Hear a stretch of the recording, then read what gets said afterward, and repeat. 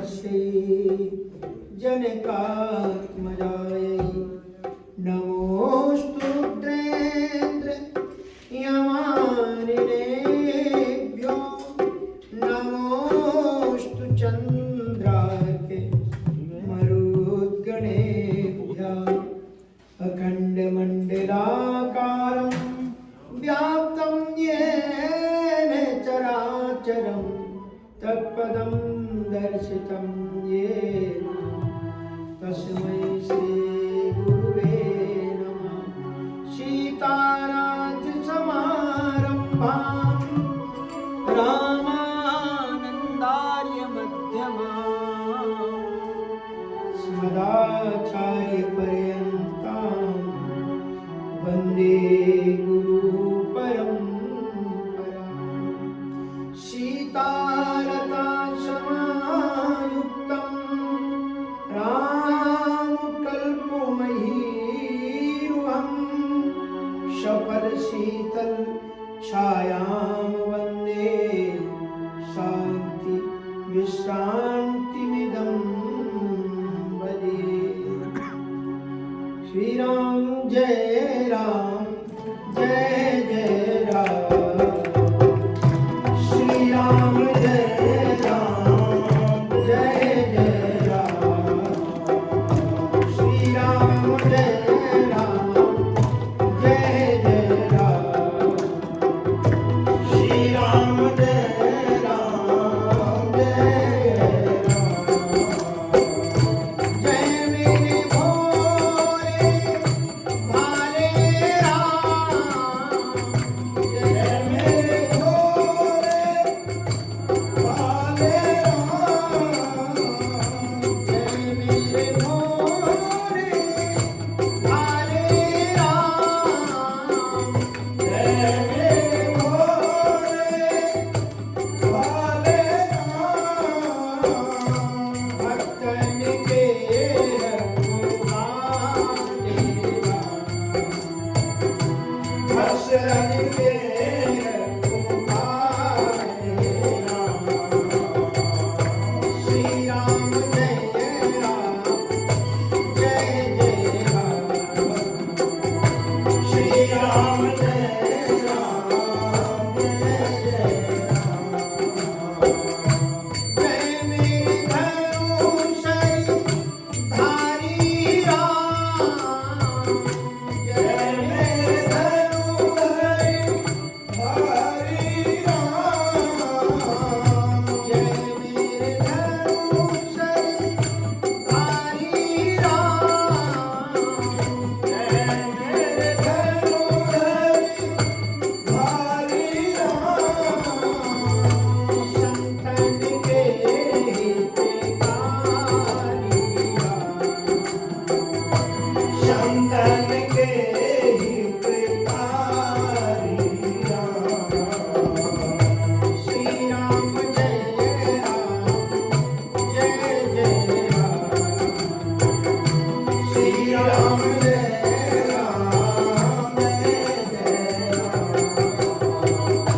कौशल्या के प्यारे राम। कौशल्या के प्यारे राम। कौशल्या के प्यारे राम। कौशल्या के प्यारे राम। दशरथ राज दुलारे राम। दशरथ राज दुलारे राम। श्री राम जय राम जय जय राम। श्री राम जय राम जय जय राम। बोलो श्री राघवेंद्र सरकार की जय। श्री मिथिलेश नंदिनी की जय। वीर बजरंगबली की जय।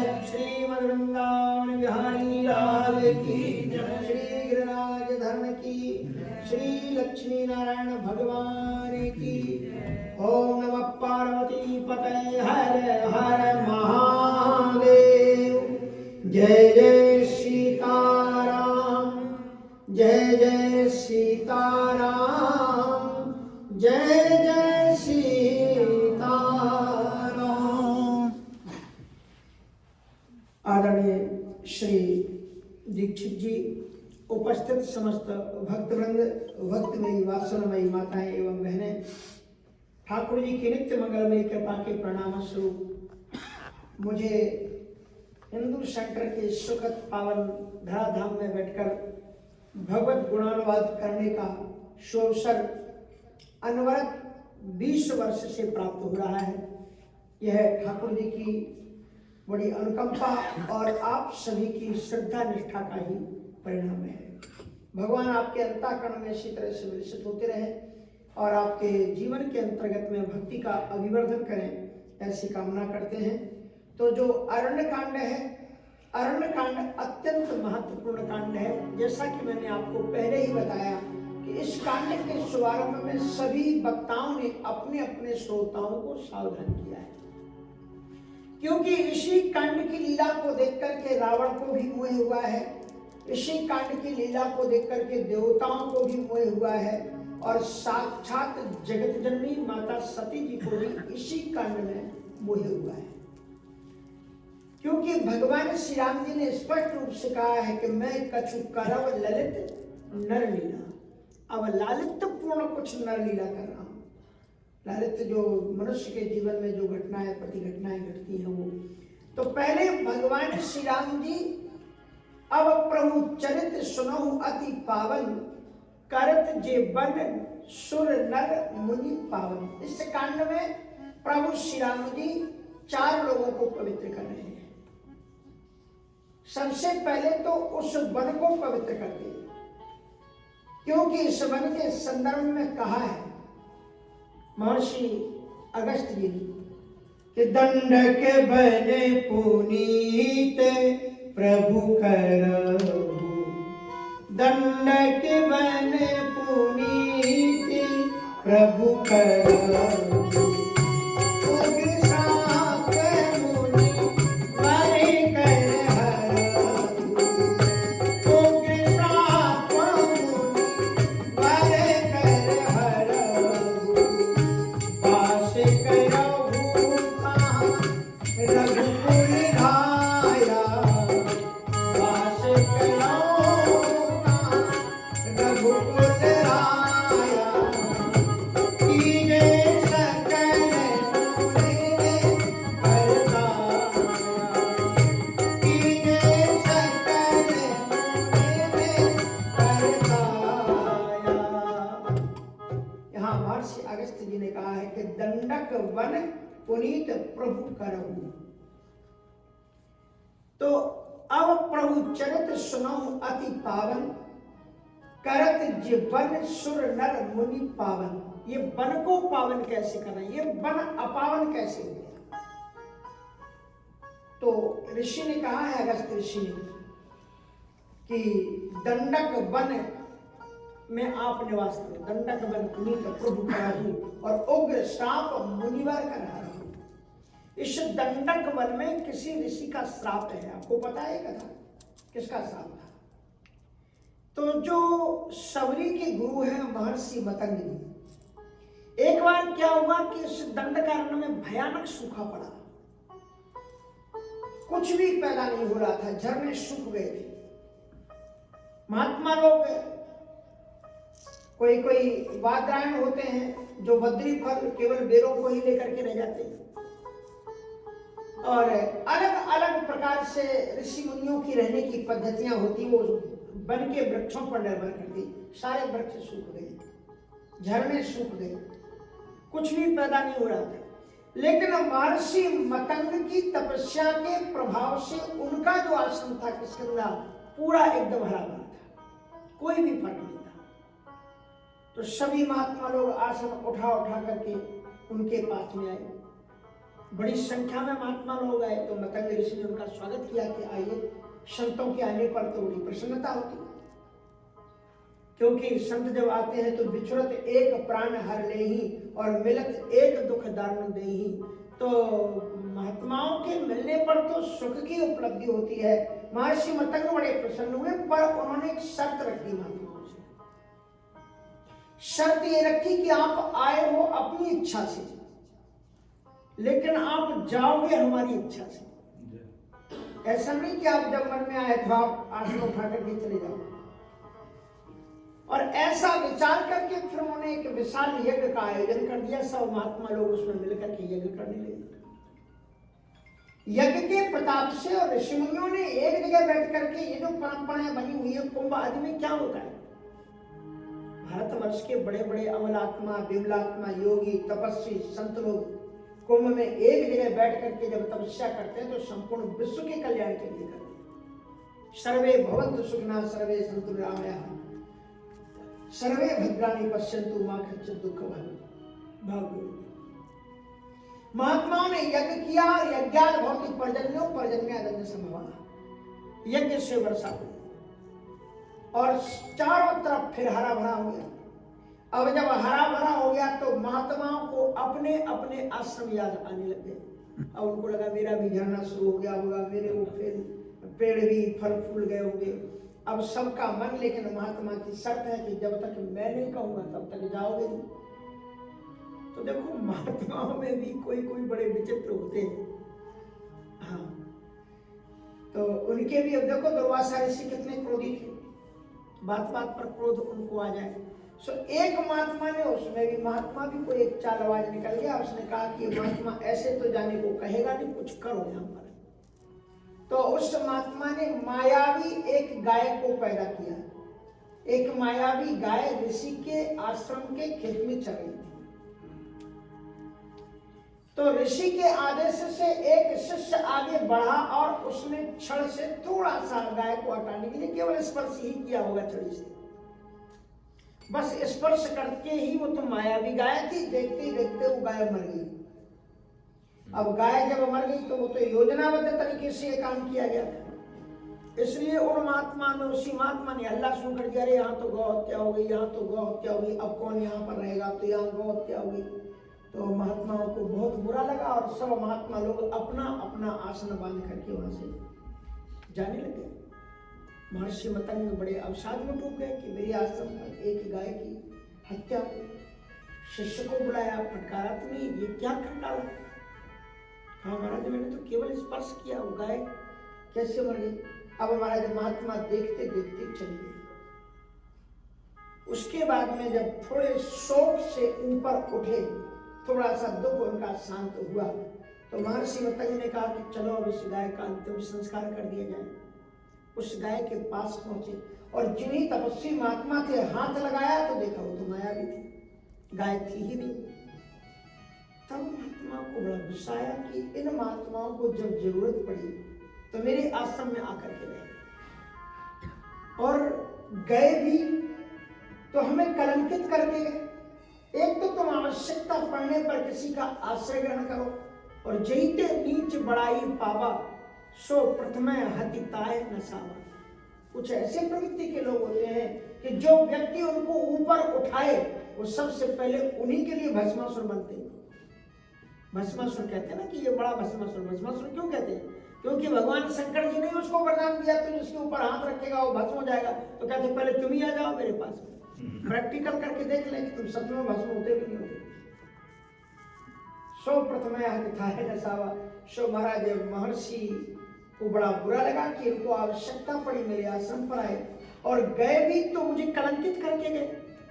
श्राप दे दिया, जाओ तुम जड़ हो जाओ, वृक्ष हो जाओ। तो वो बड़े बड़े महात्मा लोग वृक्ष के रूप में खड़े हुए थे। इसलिए महर्षि अगस्त्य ने कहा है कि दंडक बने पुनीत प्रभु करऊ, दंडक बने पुनीत प्रभु करऊ,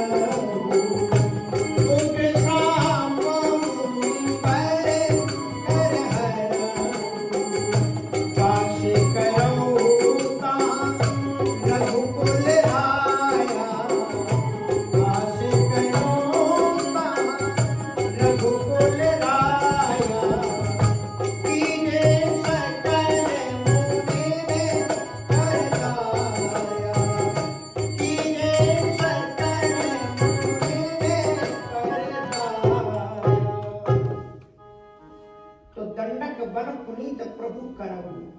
पहले ही शब्द कहा गया है, अब प्रभु चरित्र सुनो अति पावन। ये ऐसा लगता है कि अभी तक पावन कथाएं चल रही थी, पर दंडकारण्य में अति पावन कथा हो रही। वो कथा हो रही है जो ऋषिमुनियों को पावन कर देती है। दंडक वन पुनीत प्रभु, सबसे पहले उस वन को आप पुनीत बनाओ।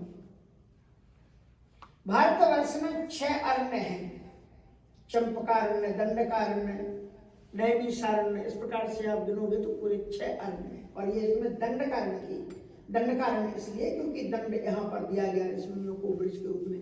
तो पहले करत जे वन सुर नर, तो वन को पुनीत किया, उसमें भगवान श्री राम जी पधारे। फिर सुर मानी जंत को पुनीत किया।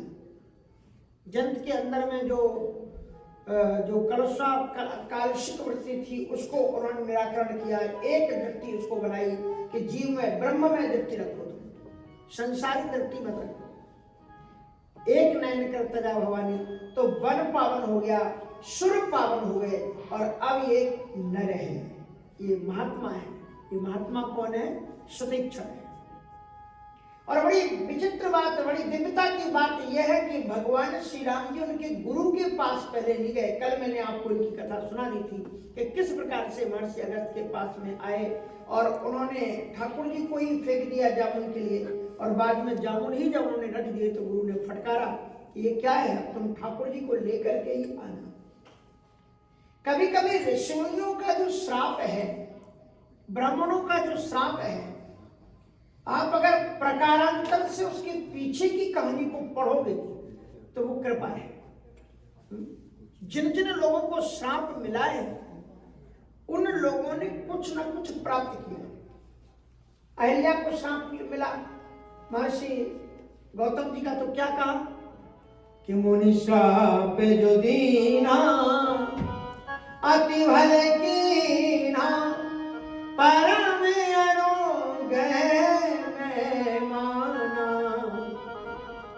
ऋषि ने जो मेरे ऊपर श्राप दिया, मैं पत्थर की बन गई। वो ठीक है कि मुझे कष्ट मिला, मैं पत्थर की बन गई, लेकिन अगर मुझे श्राप न दिया होता तो भगवान का दर्शन कैसे मिलता? हाँ, पतिव्रता नारी होने के कारण पति लोक में रहती, पति को प्राप्त करती, सारे सुख मिलते, वो बात अलग है। लेकिन अब भगवान को प्राप्त करना मानी सारे जन्मों से मुक्ति पा लेना है। तो ये शार्टकट भगवान की कृपा है संत की कि मुनि श्राप जो दीना अति बल कीना, परम अनुग्रह। उसी तरह से श्री रामचरितमानस में देखें तो प्रताप भानु कितना पुण्य कर रहा था। एक एक तीर्थ को सब तीर्थन विचित्र बनाए। एक एक पुराण में जितने जितने यज्ञों का वर्णन किया गया था, 12 सहस्त्र सहस्त्र नप किए सहित अनुराग, हजार हजार बार उन सारे यज्ञों को प्रेम पूर्वक उसने किया, अनुराग पूर्वक किया, और फिर भी उसे श्राप मिला। तो श्राप मिला तो क्या हुआ कि भगवान राम का दर्शन हुआ, कि भगवान राम तुम्हारे लिए उद्धार करने के लिए आएंगे। ये उसका अनुग्रह मिला। श्रीमद् भागवत में एक कथा आती है अध्याय नंबर 63 पर 10वें में, कि वहां जो यदुवंशी बालक लोग हैं, जगमोर यदु कुमार का, तो वो बालक लोग एक कुएं में उनकी गेंद गिर जाती है, और जब वो गेंद को उठाने के लिए देखते नीचे तो उसमें बहुत विशाल एक गिरगिट दिखाई पड़ता है। इतना विशाल गिरगिट उन्होंने कभी देखा नहीं था। भगवान आए और जो ही हाथ का स्पर्श हुआ तो देखते ही देखते गिरगिट एक राजा के रूप में परिणत हो गया, और वो राजा नृग थे, त्रेता के राजा नृग, रघुवंश के राजा थे। भगवान की प्रार्थना की तो भगवान ने उनसे पूछा कि आपका परिचय, बोले हम नृग हैं। तो नृग हैं आप, एक गिरगिट बनकर के इसमें क्यों पड़े हुए? बड़ी बड़ी प्यारी कथा है, थोड़ा सुनना, आपको बड़े काम की ये कथा है। तो नृग से पूछा कि आपका परिचय, बोले मैं नृग हूं, और मेरा परिचय ये है कि शायद किसी व्यक्ति ने धूल की गिनती में कण कितने हैं धूल में, शायद कोई गिन सके, लेकिन मैंने ब्राह्मणों को गाय इतनी गाय कितनी दान में दी, ये कोई गिन नहीं सकता। शायद कोई वर्षा की बूंदों को गिन ले, लेकिन मेरे पुण्यों को कोई गिन नहीं सकता। बोले फिर इतने पुण्यात्मा, इतने बड़े गौदानी होने के बावजूद भी, इतने ब्राह्मण सेवक होने के बावजूद भी आप इस नरक में आकर के गिरगिट क्यों बन गए? तो देखो कभी कभी कैसी विचित्र घटना घटती है।